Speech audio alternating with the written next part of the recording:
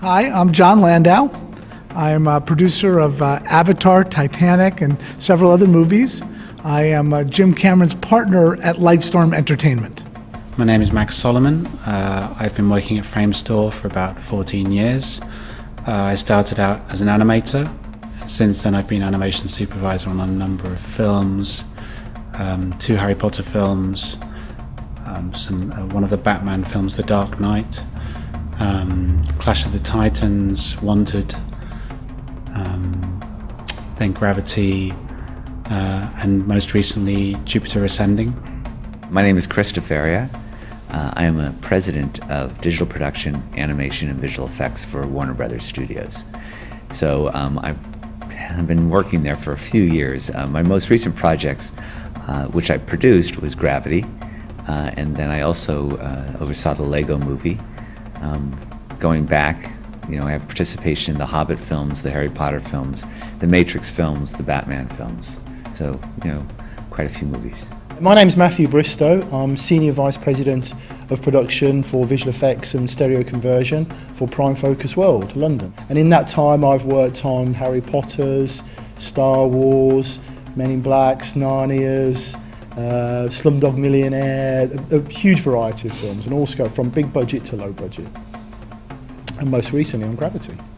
My name is Richard Baker and I'm the Creative Director and Stereo Supervisor at Prime Focus World, based in London. I most recently worked on Gravity and have worked in film business for about 15 years and supervised and World War Z, Harry Potter's.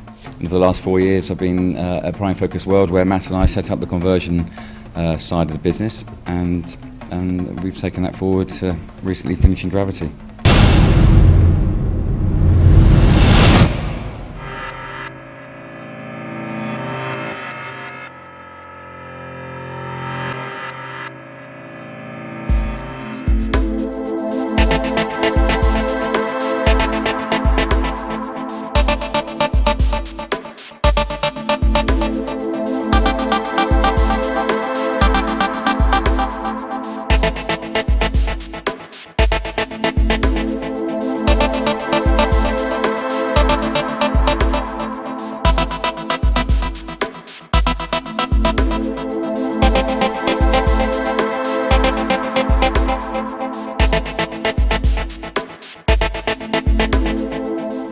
Just coming back to my experiences as a projectionist way back in, it would have been through the 90s in London and working at the Empire Leicester Square, where we still used to run 70mm. There wasn't that many public showings, but part of my sort of training, so to speak, is that we'd go in early in the morning and the chief projectionist would open up the screen, and that was quite a sight in itself, seeing because the Empire Leicester Square was a big screen anyway, and then opening it up for 70mm, it was just huge as well. And it was Indiana Jones. We still had a few reels of it in the cinema, which we'd kind of dig out, and lacing up 35mm, fairly easy. You learn the kind of the tricks along the way, but lacing up 70mm through a projector is like trying to lace up wallpaper. It's thick and it's big and it's not quite as flexible. But there's still, for my mind, there was still nothing quite touches the overall quality and detail. And because what you've got is you've got the scale and you've got the detail, but you've got the little bit of organic magic you get in film in 70mm. And actually, that's just reminding me, we did the London Film Festival once. We did run a version of Apocalypse Now in 70mm, but we used the original magnetic track as well. And so for originally, before the audio is combined onto the film, you create a mag track of it. So, and that's almost the sound in its purest form as well. So it's not been compressed or digitized or onto the film in whether it's analog or digital. This is the original magnetic track, and that would run on separate reels to the projector. And the opening, I get a shiver now thinking about the opening scene in Apocalypse Now, when you've got the choppers coming in on 70mm, and you've got this surround sort of magnetic track coming around the cinema. It's not been touched. I've not seen anything as good or sound as good or feel as good as that in a cinema since then. It was absolutely. That was pretty good. If Gravity had been in 70 mil with a separate, you know, but no, obviously Gravity, but no, that was pretty magical, actually, yeah. So, I think the transformation to digital projection has been transformative in the film industry. I think that the analog side of film things is a thing of the past. I think it's our responsibility to give the viewers the best in-theater experience possible, and that's digital today. You don't have to worry about a film print having scratches in it. You don't have to worry about a projectionist misthreading a projector. You don't have to worry about all of those things. And I think that digital is really the future for theater exhibition. It's not a sustainable business model right now to stay in the photochemical pipeline.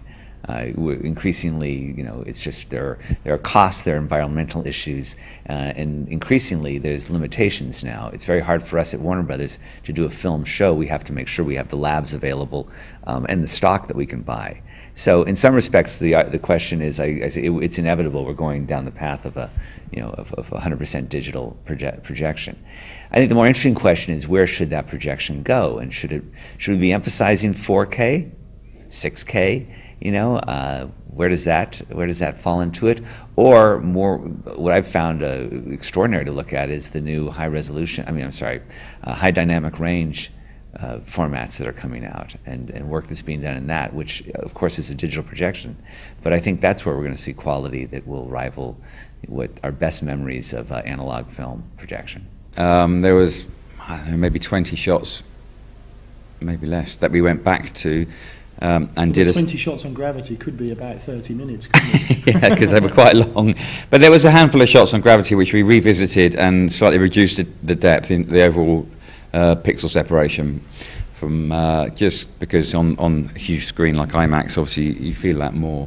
A lot of the time there's no changes at all. What did we do on Frankenweenie? Because we did a lot of testing for IMAX on that. Yeah, we tested because we actually tested it on IMAX at the initial tests, so we knew where we were going with that in terms of the depth. I mean, to be honest with you, I don't think you always have to make changes. You know, it depends how much depth you got in the shots. If you got a really deep shot, then projection onto IMAX might just take it too far. You know what I mean, for the viewer. So, yeah, I mean, you should consider it, I guess. Well, I know Gravity was projected on IMAX, but I'm not sure if they did it all 4K. I think it's mostly 2K. You know, I think we have to live by what the distribution market has. I think, you know, we love IMAX. We love digital IMAX, which looks great and looks phenomenal. You know, film IMAX is great as well, but it's not as good a presentation as the digital IMAX. So for us, we would ideally like to see prospectively all of our films released in all the different formats, but on a digital basis. Yeah, Warner Brothers has a long-standing great relationship with IMAX, and we look to put all of our big films out in IMAX as a parallel release alongside, obviously, the conventional 2D or 35 millimeter or digital equivalent projection.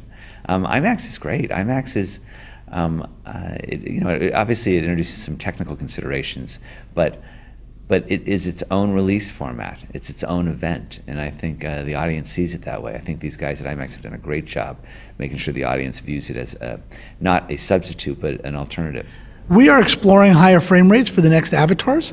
We think it's part of enhancing the theater-going experience for viewers. As people's cinemas at home get better and their TV screens get bigger and their sound systems more enhanced, we need to find something to continue to draw them to the theaters.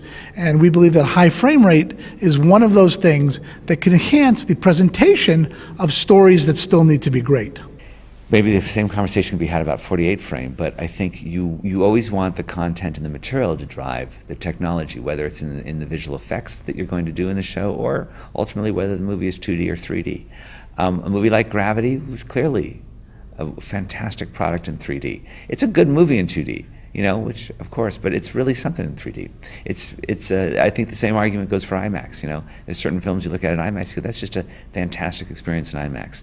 So I'm kind of like the big tent theory. I think they all have a place. I don't think one's better than the other, but I think properly done 3D is a wonderful experience. I'm not really a purist about. I know it's like there's some people can listen to different music sound systems and amplifiers, and they can hear a big difference between the sound of one amplifier and the next amplifier. And it's never really bothered me whether it's a digital projection or an analog projection, or whether the sound is Dolby, or, you know, for me, a film, I could watch it on a shitty VHS, and I'm much more interested in the film, the way that the story is told, the performances, you know. So whether it's digital or analog, I don't think it's that important. I think a lot of the time it's about, you know, for me the stereo is the same. Most of the time I prefer not to see films in stereo. I think Gravity is one of the few films that actually did work really well in stereo, but most of the time I find stereo just gives me a headache, and I just don't like it. It's because also most films are not really written or constructed for stereo. They're post-processed, and everything's very blurred and confusing. So a lot of the time I think these are just gimmicks for the studio to say, oh, to make the film sound special, it's digital projection, or it's stereo, or it's, you know. I mean, the 2D version will be different to the 3D version as well. It's not just a copy of one eye. So there will often be a different grade for the 3D version. Sometimes the framing can be different. Yeah, it's going to have floating windows potentially. When they approached us about, basically, we haven't said this yet. We mentioned we did a test. Yeah, so we did a test shoot. They did a stereo test shoot, a pre-production sort of test shoot, and that's where all they realised then that they needed to potentially look at other options, because shooting with stereo cameras was not going to, you know, be really viable for them. So they came to us with some native footage. He gave us one eye and said, "Can you convert it?" Which is what we did. And from then, that's when we first met Alfonso. He came in, had a look at the test, and really loved it. And from that moment on, everything that was being filmed was being filmed as a mono shoot. And then all the reviews we had. I mean, Alfonso wasn't at every single one. We worked with Chris Parks, who's it was like an independent stereo supervisor for Warner Brothers. But Alfonso often came into the reviews, and at the Prime Focus in London, and also he was up at Framestore pretty much every day, I should imagine, looking at visual effects shots and working with Tim Webber. And fine, and Alfonso obviously, was final sign off. Everything was, he had final approval, so we would get notes and changes based on his, kind of final comments as well. So yeah, he was, he's very collaborative. And for a film like Gravity to really work, it needed to be collaborative, not just with Alfonso and him, but also with Tim Webber at Framestore as well, and the Framestore visual effects team as well. Our two pipelines, even though a lot of our shots we were both working on, for example, there weren't just straight conversion shots. They would have CG elements in there as well, which Framestore were generating. So they would pass those to us, and then we would either be rendering stereo cameras to give back to them so they could composite them in, or we would be converting their mono elements to drop into our stereo converted plate. So it was a huge collaboration, across the board as well. And it's that's part of the looking back on the initial meetings. We would all sit around the table at Framestore and just, well, how are we going to what are going to be the potential problems here, and to go through all of that, and then to go through all the the ups and downs and the headaches of creating the film. It's just a great experience when it does finally kind of come out into the public realm, just how many people appreciate and enjoy all of that work on screen as well. And I don't think I've met anybody yet who hasn't thought it was fantastic, which is great. So it's it's a reward for all the hard work of everybody involved, because make no mistake, it was hard work. So in 2009, Alfonso had written the script and came to Framestore. He'd worked with us twice before. The film was not greenlit, but he had some money from the studio at the time to develop the project. So Framestore gave him one animator, and they sat in a little room and started blocking previs for the opening sequence of the film. I think they blocked the first 8 or 9 minutes of the film. And at the time I was working on Clash of the Titans, and I was aware it was going on, and I was very excited by it. And then I finished Clash of the Titans early in 2010, and by that stage more money had come in to develop the project, and they were looking for more animators to start prevising more of the film. So I joined in March of 2010, and slowly over the course of 2010 the previs team grew, and the whole project started to accelerate and grow in size. A lot of the ideas behind the project and how the project should be done were developed around that time. The previs team, we realized how important the previs was going to be for the film, that the previs was going to drive the shoot, and that Alfonso realized that he needed to make sure he was happy with the previs from a filmmaking point of view, from a storytelling point of view. The details of the animation weren't that important. It was very much about timings and cameras and composition and the overall motion. Some of the animation was finessed more where it was really important from a storytelling point of view. I prefer good 3D over good 2D. I think the problem is that oftentimes we see bad 3D or a bad movie. 3D does not make a bad movie good.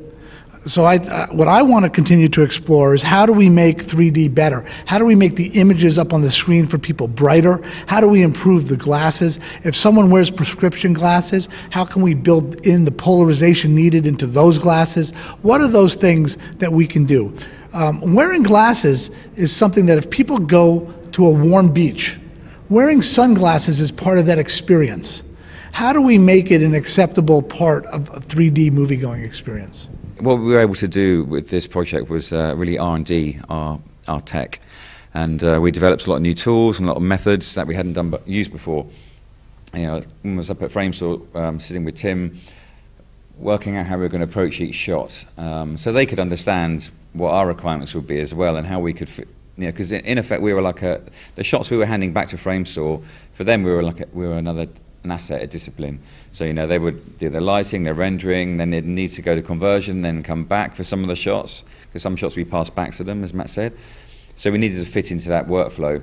From my point of view, we were able to identify that there was assets available that we could use, like the camera tracks, or the 2D tracks, and the geometry from the LiDAR, which was key for us on this project, because of the extremely long shots and the sort of rolling, moving cameras and things like this.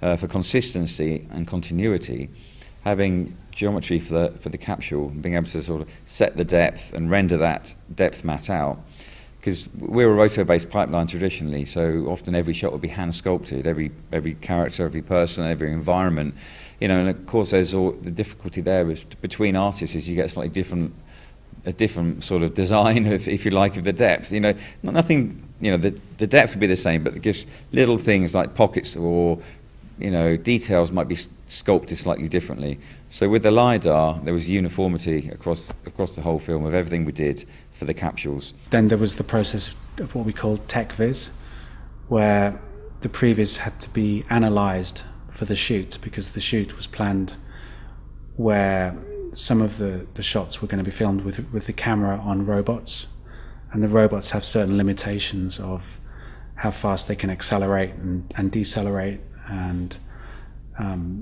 for the range of motion there's limitations on that. So they had to work out how much of that motion was going to be on the robot, how much was going to be on the actor.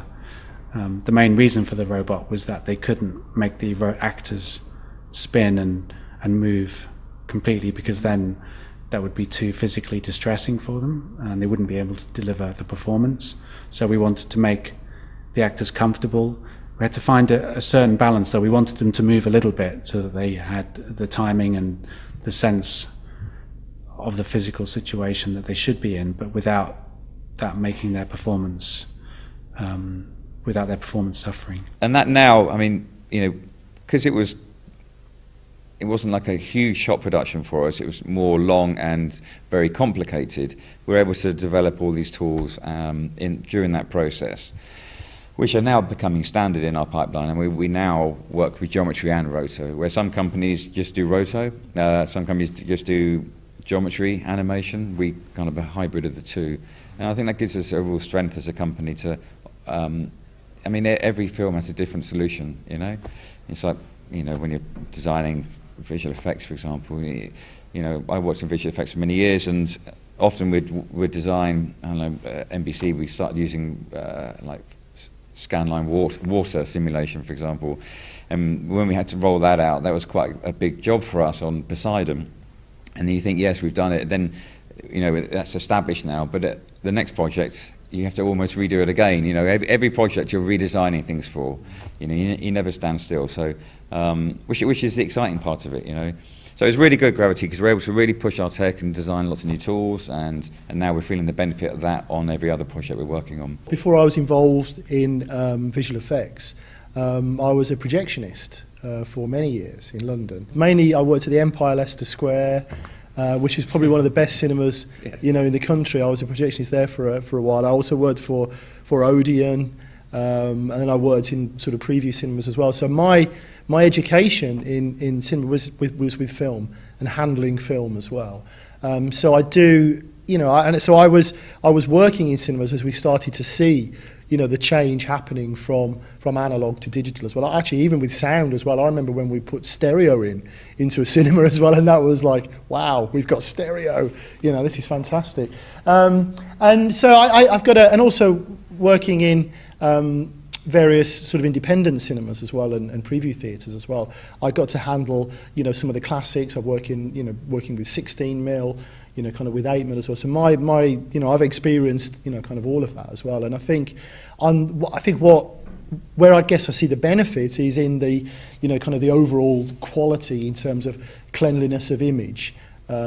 Based on through the photochemical process, we would see, you know, kind of films deteriorate over time within a cinema. So for the viewing public, if I was going to go and see a film and it's already been running for a number of weeks, I'm going to see a film that's potentially scratched, kind of dirty, and that's not the director's vision. His vision isn't for some films that actually, you know, the life of the film and as it degrades over time isn't necessarily relevant, and it can be part of the, you know, the act of being in a cinema watching a film on film is as much a part of the filmmaking process as just shooting, if that makes any sense. So I think for me, it's cinemas, films are meant to be watched in cinemas. It is a shared experience. The audience, you know, the final destination and the audience in that cinema watching it is a very, very important part of the creative process.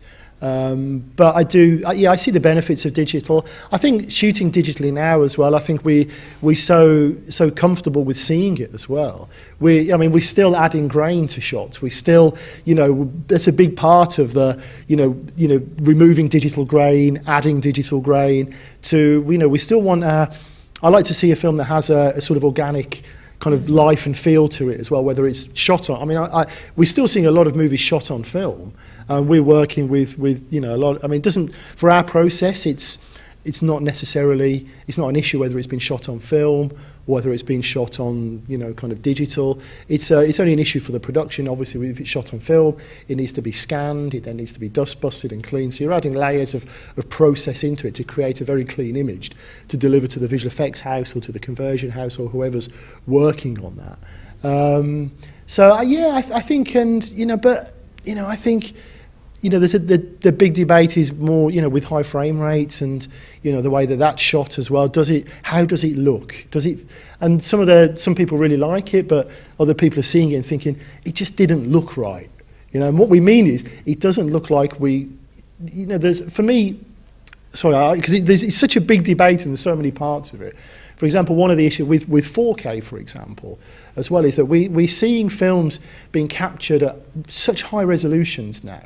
But then in the visual effects world, we're softening them to take some of the resolution out, because actually it's not nice to look at, or it's uncomfortable on the eye. And I think, you know, for me, you know, the film doesn't need to be such highly detailed as well, because it, you know, there's a suspension of belief when you're watching a film anyway as well. So hyper reality such as 4K or 8K in a movie, for me, it leaves me cold, I think. Increasingly, it's a really great symbiotic relationship. I mean, when we first read a script, we're not going to invent visual effects sequences that don't exist there. But when something's suggested, what we do is go out of our way to invent really fantastic visual effects, which we then can bring the writer in to get a handle on, let them know what's possible. And with any luck, their next draft will expand upon the things we think we can do well. And if wisely, limit the things we don't think we can do well. Visual effects should be dictated by the screenplay and not the other way around. Story is the key. And what you want to do is find a great story and then find ways of telling that story. And visual effects should be the enabler of that. Visual effects are never the justification to make a movie. Wow, I do think the high dynamic range, it's not capture necessarily as much as it is post-process. I think there's a lot of opportunity there. I think 4K clearly, the companies are behind it, and I think it'll find its place. The future, to me, you know, wow, I think I get on board with everybody who predicts that the theatrical going experience is going to continue to rise in quality, and that will capture a certain audience. But I think we all have to recognize that the audience is consuming movies in a very different way than they have in the past. I mean, it's frustrating for me to take a long trip with my son, and you know, as the cliche goes, he's watching Batman Returns on an iPhone, you know, and I go, really, and that's it, you know, and but that's his choice. That doesn't mean he wouldn't want to see it in a theater. What it does mean is that he wants to see his movies when he wants to see them. And I think as we create media and movies going forward, I think we have to confront that reality and look at some innovative solutions. Like, are there versions of films that could be versioned for each technology?